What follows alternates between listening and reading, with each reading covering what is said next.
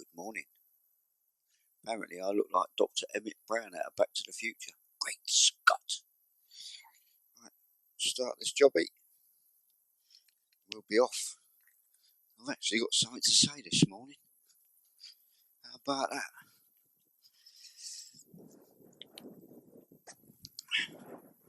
I want to tell you a story this morning that amused me as I woke up. It come to me about the days when I was in the Enema Bandits Motorcycle Club. Morning, Lofty and B, if you're watching. Safi, Tubby T, all the chaps. Now then, I'll just concentrate on this bit of traffic here so I don't get killed. Good job we're in lockdown, or there'd be a lot of traffic about 6 o'clock in the bloody morning. Right, that's the sarcasm over with.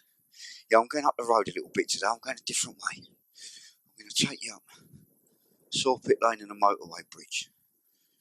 While I'm going up there, I'll tell you the story I was going to tell you. Now, lots of people have contacted me and said, "Oh, I bet you've got stories of your time with the bike club." And yeah, I have. But there are hundreds of bike clubs. I'm talking about motorbike clubs here. There are hundreds of clubs and thousands of stories, and the majority of them have a similar theme. So and so did something wacky and crazy while on the influence of so and so substance, and so found it funny. And yeah, I've got hundreds of those. And it's not that they're boring. They're not boring. We like telling them. I like telling them. I like listening to them. But it's not that for me. What it is for me is to find the abstract. And I think I found one this morning that's a bit more abstract than most. My beautiful wife was a florist most of her adult life, from the age of 16, and she was very good at it. And when we got together in 2003, I was in the Enema Bandits then, but the fact that we were together and I had a little bit of money gave me the opportunity. Thank you for giving me space. Gave me the opportunity to buy my lovely wife a florist shop. So we put all the ingredients together. Talented florist, check. Business with no rates and rent to pay to me, check. What we didn't do was organise any delivery. We hadn't thought that far ahead. I thought, well, I'll do it. How hard can it be? And then came, we were doing all right first couple of months. Hello, motorway. There we are, that's the M1. M&J Evans is obviously in a desperate rush, probably to get to his bloody tea break. Anyway, yes, we got the florist shop and I opened it in January 2005. And for a couple of months, we were ticking along nicely. Now, I come across the traffic here, so I shall just concentrate, indicate, do it all very, very properly, because I don't want anybody throwing stones at this particular cyclist. Right, so we opened the shop. I was doing deliveries. We were doing fine until the first Mother's Day. And the orders that came in, we were swamped. So I put out a call to my club. Anybody give us a hand tomorrow? Because I've got 3 days worth of work here and we've got to get it done in a day. So God bless them, Lofty and our dear departed Tank answered my call to help and turned up in their cars to go and give us a hand delivering these flowers. Now, here's where the abstract comes in. At the end of the day, we got back together and recounted our stories. Tank, well, the best one of Tank's was knocking on somebody's door. Bear in mind, Tank is ex-Special Forces and was not backwards at coming forwards.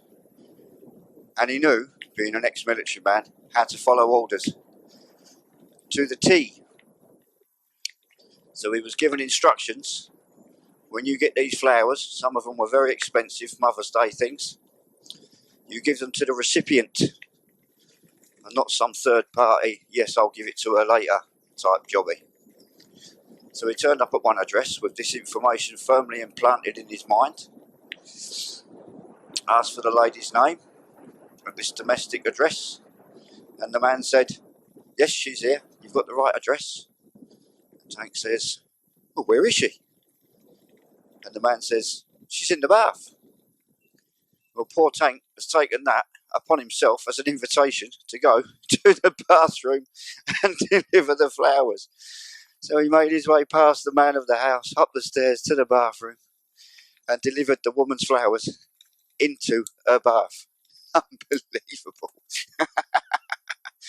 Oh, it made me laugh anyway. Right, I've managed to get the wrong gear while I'm messing about with that. Now then, that was one story. And then Lofty had a couple as well. The choice of his ones, I think, is when he went to a company, a business, and went in, and a man who must be the office senior came along acting all like office seniors do, middle management person. At least said, soon as mended, I'm in a good mood today. And he said, yes, she's here, you can give it to me. No, I can't, says Lofty, I've got the instructions, it's got to be given directly to the person. So she was summoned from her workstation, and whilst he was waiting for her to come along, he noticed that they were sort of mocking him. Ooh, these smartly dressed, suited and booted people had a scruffy, roughy, tufty biker standing in their midst. Bear in mind, Lofty is 6'8", and he does not look unimposing. So they didn't mock him to his face, but he twigged that this middle management dweeb was trying to, you know, the nudge and wink behaviour that they do behind your back. Well, he twigged it, and he said the following. Bear in mind, he has a very broad Geordie accent, which I'm not going to do, I'll only do it in front of him. He says, you think I'm one of those strippergram things that take my clothes off and sing a song? You've got your parties mixed up. I am not a strippergram. I'm something called a bikergram. And confused, they looked at Lofty and what do you mean? And he said, I'm a bikergram. And with this, the lady had arrived. So he handed over the flowers. He said, I'll give her the flowers and I'll smack you in the mouth. He didn't, but the threat was enough to generate a phone call to the shop. A phone call of complaint. That was the second phone call of complaint that Margina had to deal with that day. And my one, the choice of my ones, was going to a traveller's site. There was one family that had two vans, one for the adults, one for the kids. One of these kids was about a 12, 13-year-old girl. I have no knowledge of this, all I've got is a name. Just a name on a piece of paper. The recipient. So I've gone onto this site,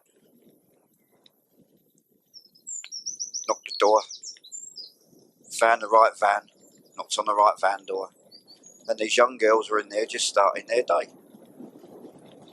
Goodness me, these look like young'uns to be getting this, about 40, 50 pound bunch of flowers. Well, not bunch, they were hand-tied water blah, blah, blah, blah. Doesn't matter what they are. They were flowers, they were expensive. It was not Valentine's Day. What am I talking about? Mother's Day. Idiot. All of this is Valentine's Day. Let's get it right. Anyway, we digress. We move along. This is what happens when you go out at 5:30 in the morning without your head straight. Valentine's Day. Otherwise it wouldn't be funny. So, this young girl, the recipient, I'm just handing over the flowers. And unbeknownst to me, they were ordered by a man in his 30s. Oh yes. And this girl was in her early teens. Oh yes. Are you with me? Yes. So was the girl's father at this traveller's site, because the caravan door was kicked open and the man was quite vehemently demanding who it was who sent his daughter flowers. Now at this point, I can't answer. Oh, that's a bit stiff. I can't answer the man's questions because I don't know who's ordered them, who sent them. I'm just a delivery boy. And if you've ever been on a traveller's site delivering to an angry traveller, you don't get much of a chance to explain yourself. You make sense quickly, or you get, well, either hit or left. So I decided I was going to leave. I'm going to go up there. I'm going to go up there. It's nice up there. Right. I decided I was going to leave before Mr. Smith of the very large, very angry Smith family did me a mischief. Now then, these phone calls back to the office, back to the shop that Gina was getting. She ended up saying, nodding her, shaking her head, sagely saying, was he very short, very tall, or very fat? Working out which one of us had upset the customers. Needless to say, we were not invited to deliver flowers for the shop again. There we are. That's my tale. That's my story. Now, I don't know if this camera's going to pick this up. It's very dark in here. Didn't think about that one, did I? Maybe the one at the back will. But I've decided to come this way. Just because nearly. Tree roots get slippery, boy. Just because I fancied a bit of a challenge this morning. I need something to wake me up. I'm in an alright mood. I'll tell you something else while I'm on the video. Yesterday's video, I was talking about all the good work that a particular volunteer group does. And I did a job for them yesterday. Yeah. Now, took a couple of photos. One of them was of the slap mat of my car. And I got a message. Not snotty, but very deliberate message that you will take notice of. I've taken your post down from the group. It was only photos of me stood by the car with basically the boxes that I was delivering, because we can't get signatures, so we take photographs to prove delivery. Put it on the group just to prove that I've done it. I got a message. You can't do that. That's advertising. We don't do advertising. So the group that I mentioned yesterday, I won't mention them again today because I don't want to advertise them, do I? Told me off basically for advertising, so I won't be delivering for them again. And while I was out with them, the phone rang and I had to ignore it because I was driving, and it turned out to be the NHS. Probably wanted me for today, so I've missed out on today's delivery for the really grateful people. So there you go. If you want me to do something for nothing, I'm not asking for people to bend over backwards. Oh, it's a rabbit, I saw that. Morning. Not asking people to bend over backwards. Not asking for any hero worship. I've said that before. But if you're going to communicate with me, a simple thank you don't cost nothing, does it, eh? Now, the morning that started out quite pleasant seems to have gone quite misty again. And there's definitely moisture in the air, and this camera ain't going to do well, the one on my head. Ain't going to do well because it ain't got a waterproof cover on it. Because I've got this microphone plugged in, so I am going to switch this camera off at this. Get up to the motorway bridge up here and switch that off. So I hope in some small way I've amused you this morning. I've cheered myself up a little bit. I will confess I was quite... Hello birds. I was quite annoyed about that nonsense yesterday.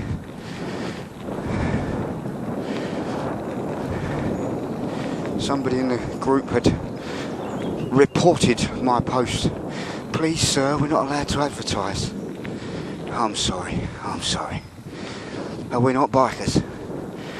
You see, this is the difference in this world. People say we're all one big happy family, but we're all bikers. No folks, if you are going to take to your keyboard and teach your tales, you are not a biker. You're a motorcyclist, a mere motorcyclist, and yes, by gum there's a difference. You people, I have nothing in common with. We are barely the same species, because you will not find me telling tales to teacher about things. If I've got a problem, a discrepancy, I will take it up with you, like I took it up with the head of the chain yesterday and said I won't be doing any more. And I noticed that they've re-added me to that group, but it's academic. I'm not posting, I'm not looking. I don't want nothing to do with it. Made my decision. My free time is my free time and nobody else's. I gave it freely. I gave it for a good cause as well. But anyway, that's all by the by. I think I'm going to switch this off because this mist looks like it might turn to rain in a minute. So I'll bid you farewell and I'll talk to you again. Ta-da!